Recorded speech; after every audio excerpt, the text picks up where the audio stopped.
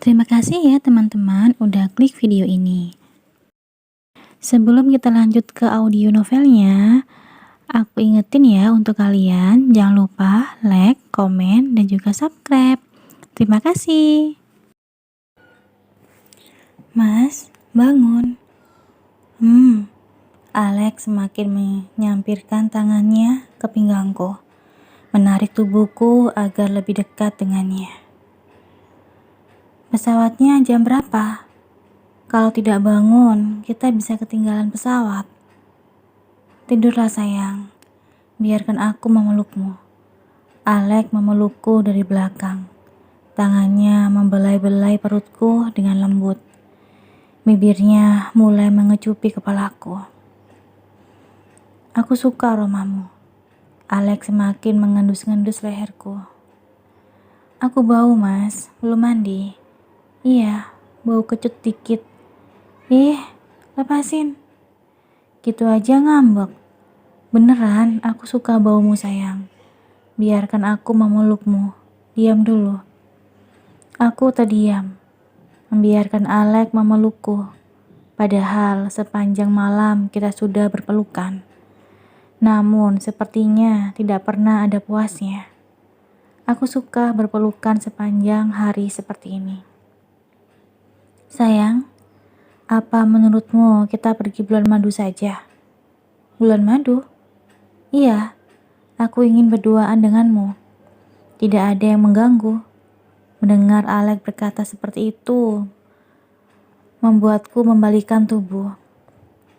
Mata kami saling bertatapan.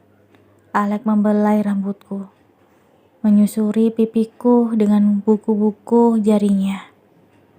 Aku memegang tangan Alex, semakin menempelkan tangan pria itu di pipiku. Kansa? Ya, Kansa, Kansa, Kansa. Apa sih mas? Aku suka memanggil namamu. Nggak jelas deh. Sini, aku peluk. Alex kembali menarik tubuhku, membuatku kembali berada di dekapnya. Bolehkah aku merasa bahagia? Bolehkah aku menikmati perlakuannya? Rasanya aku ingin seperti ini selamanya. Berdua. Tidak, bertiga. Iya, aku, Alex, dan bayi kami selalu bersama. Menurutmu, kita lebih baik kemana? Ada tempat yang ingin kamu kunjungi? Aku, terserah kamu saja, Mas. Asalkan bisa bersamamu, dimanapun tempatnya, aku pasti akan bahagia. Enaknya ke luar negeri apa di dalam negeri? Terserah, Mas. Aku ikut saja. Deret, deret, deret. Suara ponsel bergetar, mengganggu intensitas kami. Aku menoleh untuk melihat siapa yang menghubungiku pagi-pagi. Ternyata yang bergetar bukan ponselku, namun ponsel Alex yang diletakkan di markas di sampingku. Ada telepon, Mas. Tolong ambilkan, sayang. Aku mengambil ponsel Alex. Sekilas aku bisa membaca nama si penelpon. Nama kotak si penelpon itu adalah Rumah. Apakah itu telepon dari Diana? Aku menyerahkan ponsel itu pada Alex. Begitu melihat nama si penelpon, Alex langsung terduduk. Pria itu langsung bergegas berdiri dan berjalan menjauh. Ya, ini aku. Itu kata terakhir yang kudengar dari mulut Alex. Selebihnya, aku tidak bisa mendengar percakapan mereka. Sepertinya cukup sampai di sini saja mimpinya. Saatnya kembali ke dunia nyata. Mari menghadapi kenyataan pahit ini. Kenyataannya, aku memang tidak akan pernah bisa memiliki Alex seutuhnya. Karena aku hanya yang kedua. Aku beranjak dari tempat duduk, membereskan selimut dan bed cover yang berantakan. Kemudian pergi ke kamar mandi, mengguyur tubuhku dengan air hangat. Guyuran air itu benar-benar membuatku terbangun dari mimpi. Aku sudah memutuskan untuk menerima takdirku, menerima setiap perlakuan Alek padaku.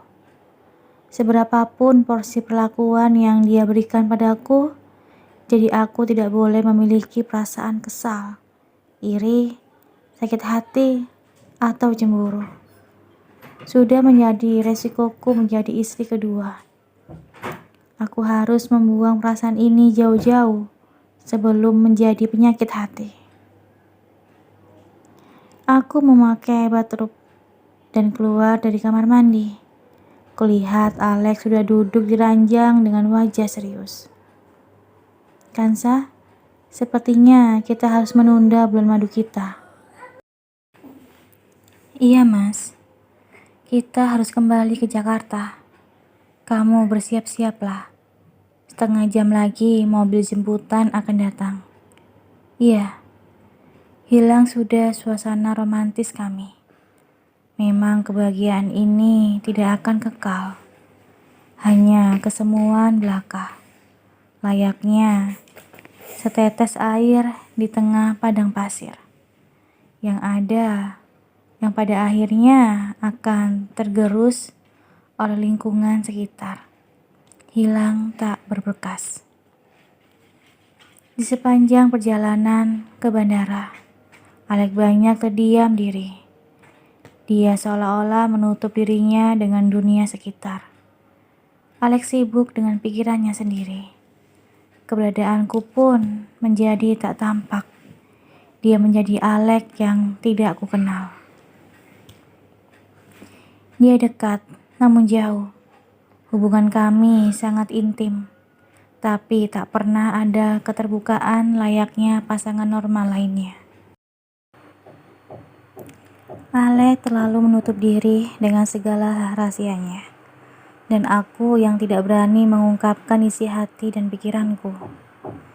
Bagaimana berjalan di selembar lapisan es, yang entah kapan es itu mencair dan hancur. Ya, hubungan kami serapuh itu. Aku menatap Alek. Dia masih tampak sibuk dengan pikirannya. Aku bertanya-tanya, kabar apa yang dibawa Diana hingga membuatnya seperti ini? Apa Diana marah karena tidak mendapati Alek di Jakarta? Apa Diana tahu mengenai hubungan kami? Banyak pertanyaan di kepalaku, namun aku tetap tidak berani mengungkapkannya. Kami tiba di rumah ketika hari sudah sore. Alek tampak sibuk bertelepon Ria. Winda, pesankan tiket ke Singapura. Iya, malam ini juga. 1 tiket saja. Cukup tiket keberangkatan. Kepulangannya jangan dipesan dulu. Sudah, itu saja. Alek menutup teleponnya dan berbalik ke arahku. Sayang, tolong packingkan baju-bajuku. Mau kemana, Mas? Kan kita baru saja datang. Singapura. Aku mau menyusul Diana. Tolong siapkan ya. Oh, hatiku yang tak tahu diri ini merasa sakit. Tapi aku berusaha menahannya. Aku tidak ingin Alek melihat hatiku yang buruk ini. Untuk berapa hari, Mas? Apa perlu baju formal juga? Siapkan untuk 1 minggu. Siapkan baju bepergian juga. Tidak perlu baju formal. Terima kasih ya. Aku mandi dulu. Cup. Alek mendekat padaku dan mengecup keningku. Kemudian dia berjalan ke kamar mandi. Jangan tanyakan bagaimana perasaanku. Menyiapkan baju-baju suami hanya untuk merelakan suami bertemu dengan istri sahnya. Aku ingin menangis, tapi sebisa mungkin tetap menahannya. Aku menyiapkan segala keperluan Alek, dari baju, celana, pakaian dalam, peralatan mandi, dan lain-lain. Setengah jam kemudian, Alek keluar dari kamar mandi. Aku menyiapkan baju yang akan dipakainya saat itu juga. Sementara untuk baju-bajunya yang di koper juga sudah siap. Aku memakai segala sesuatu yang aku siapkan. Tak berapa lama kemudian, mobil jemputan dari maskapai sudah datang. Kami turun ke lantai bawah. Supir memasukkan koper Alek ke dalam mobil. Aku mengantarkan Alek sampai di gerbang depan rumah, bersiap untuk melakukan perpisahan. Aku berangkat ya. Kalau butuh sesuatu, telepon Winda. Aku akan membantu memenuhi semua keinginanmu. Jaga diri baik-baik.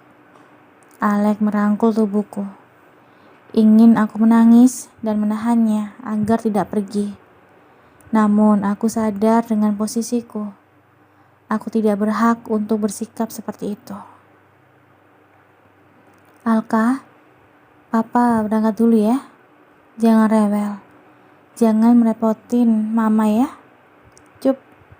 Alek mencium perutku dan membelainya. Kemudian dia kembali mencium keningku. Ingat, hubungi Winda bila butuh sesuatu. Mengerti? Iya. Alek kembali mencium keningku, kemudian kecupannya beralih ke bibirku. Ia mencium bibirku dengan lembut. Baik-baik ya. Dia membelai puncak kepalaku dan mengecupnya lagi sebelum masuk ke dalam mobil jemputan. Selepas Alek pergi, aku langsung pergi ke kamarku. Aku merasa tubuhku sangat lemas. Aku menahan diri untuk tidak menangis. Namun pada akhirnya air mataku jatuh tak terbendung juga. Aku menangis dalam diam. Aku hanya menangis. Aku ingin menjadi kuat dan tidak cengeng untuk urusan seperti ini. Tapi entah mengapa air mataku masih saja terus mengalir. Aku menangis sembari menunggu kabar dari Alek. Meskipun aku sakit hati karena dia meninggalkanku untuk Diana. Tapi aku masih khawatir dengan keadaannya. Aku ingin memastikan bahwa dia sampai di negara itu dengan selamat. Alek mengambil penerbangan sekitar pukul 6:30 malam. Seharusnya pukul 9 malam dia sudah tiba di negara itu. Aku menunggu dengan sabar, berharap mendapat kabar darinya. 1 jam, 2 jam, 5 jam sudah berlalu. Namun aku belum mendapat kabar apa-apa. Aku memberanikan diri untuk mengiriminya pesan. Mas, sudah sampai belum? Pesanku hanya centang 1. Itu artinya Alek belum menerima pesanku. Haruskah aku menelponnya? Tidak. Bagaimana kalau dia sedang bersama Diana? Sebaiknya aku bersabar sampai Alek menghubungiku lebih dulu. Ya, untuk sementara seperti itu dulu. Pada kenyataannya, semalaman aku tidak tidur menunggu kabar dari Alek. Menjelang pagi tiba, aku mencoba untuk menelepon Alek. Namun nomor pria itu selalu di luar jangkauan. Pada akhirnya, aku mencoba menghubungi Winda. Berharap wanita itu mengetahui kabar tentang suamiku. Selamat pagi, Bu. Ada yang bisa saya bantu? Winda, maaf, sudah mengganggu waktumu. Saya mau tanya, apakah kamu tahu Alek di mana? Pak Yohan ke Singapura, Bu. Apa kamu tahu tujuan dia ke sana untuk apa? Mengapa kamu tidak ikut juga? Kamu kan sekretarisnya. Itu urusan pribadi beliau, Bu. Bila menyangkut urusan pribadi, Pak Yohan melarang saya untuk mendampinginya. Saya hanya mendampingi bila sudah menyangkut pekerjaan. Apa kamu tahu dia ke Singapura untuk apa? Aku dengar dia mengunjungi Diana. Mohon maaf, Bu. Itu urusan pribadi beliau. Saya tidak berhak untuk memberitahu Ibu mengenai hal itu. Bila Ibu kurang puas dengan jawaban saya, Ibu bisa langsung menanyakan hal ini pada beliau. Aku lupa. Winda adalah ada orang yang dipekerjakan Alex. Tentu saja, Winda akan lebih cenderung untuk patuh pada Alex dibandingkan denganku. Ini sama halnya dengan pertanyaan kelemahan musuh pada orang kepercayaannya. Benar-benar salah jalan. Oh, ya sudah Winda. Terima kasih ya. Pak Yohan menyuruh saya untuk mendampingi Ibu selama beliau di LN. Sekarang saya sudah di jalan. 10 menit lagi saya tiba di tujuan. Tidak perlu Winda. Aku bisa menjaga diriku sendiri. Mohon maaf Bu, ini perintah dari beliau. Saya tidak bisa mengabaikannya. Suka atau tidak suka dengan kehadiran saya, Ibu harus menerimanya. Nada yang tidak bisa dibantah. Melihat Winda berbicara seperti itu, seolah-olah aku melihat Alex berbicara langsung padaku. Aku hanya bisa menerimanya. Seperti perkataannya, Winda memang mendampingiku sepanjang waktu. Bahkan wanita itu menggunakan kamar ART untuk menginap. Aku tidak melarang atau mengiyakannya. Aku hanya membiarkannya bersikap seperti itu, karena aku yakin dia melakukan hal itu karena perintah dari Alex. Sudah hari kedua, namun belum ada kabar apapun dari Alex. Otakku berputar dan berpikir, ada apa dengan Diana? Bukankah kemarin Diana pergi ke LN dengan mama mertua? Mengapa Alex sampai menyusulnya? Sebenarnya apa tujuan mereka ke LN? Untuk jalan-jalan kah? Bulan madu? Atau apa? Mereka tidak mungkin ke sana untuk berobat, karena setauku Diana tampak baik-baik saja. Tapi entah dengan kondisi mama mertua, mungkinkah mama sedang sakit dan meminta Diana untuk mendampinginya berobat? Aku tidak tahu apa-apa tentang mertuaku. Aku ingin mengenal mereka. Semoga suatu saat nanti akan ada kesempatan bagiku untuk mengenal mereka. Selama 2 hari ini, aku bagaikan mayat hidup. Aku tetap makan banyak, minum vitamin maupun minum susu, hanya untuk menjaga agar bayiku baik-baik saja dan sehat. Namun pikiranku tetap berkelana kemana-mana. Kemanapun aku melangkah, aku selalu membawa ponsel karena aku takut sewaktu-waktu Alex menghubungiku. Namun tetap tidak ada kabar dari dia. Aku semakin bingung dan khawatir. Ponselku tidak benar-benar sepi. Setidaknya masih ada beberapa orang yang menghubungiku. Misalnya Sisil dan Ibu. Kehadiran mereka, meskipun hanya melalui via telepon maupun pesan, cukup membuat hari-hariku tidak begitu merana. Ibu membuatku kuat, meyakinkanku bahwa apa yang terjadi padaku tidak membuatnya kecewa. Ibu membuatku percaya bahwa kepergian mereka ke kampung halaman bukan karena malu punya anak sepertiku, namun karena nenek tiriku butuh dikunjungi. Aku tahu ibu hanya berusaha membesarkan hatiku, tapi entah mengapa aku senang mendengar hal itu. Hampir tiap hari Sisil menghubungiku. Keceriaan anak itu menular padaku. Setidaknya aku bisa melupakan kesedihanku karena menunggu kabar dari Alex.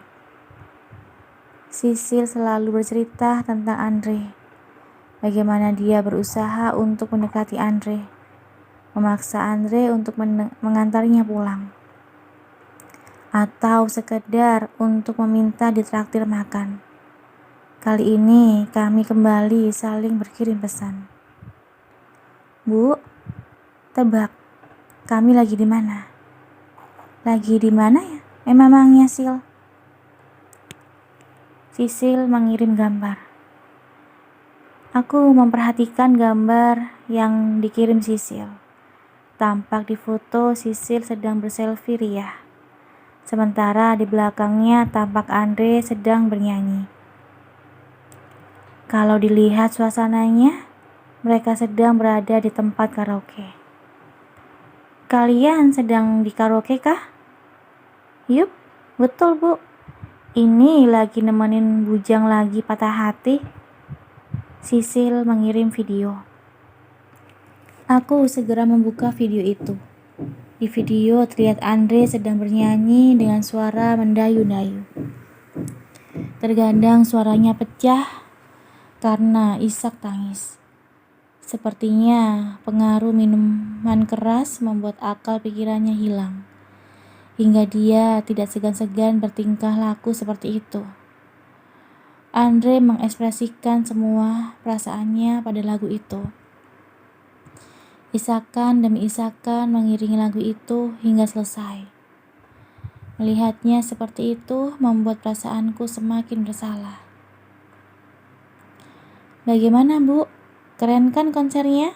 Hehehe. Sil, apa dia tidak apa-apa?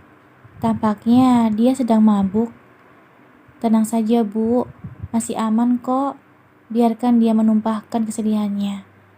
Aku akan menjadi orang yang menghapus rasa sedih itu dan menggantikannya dengan kebahagiaan.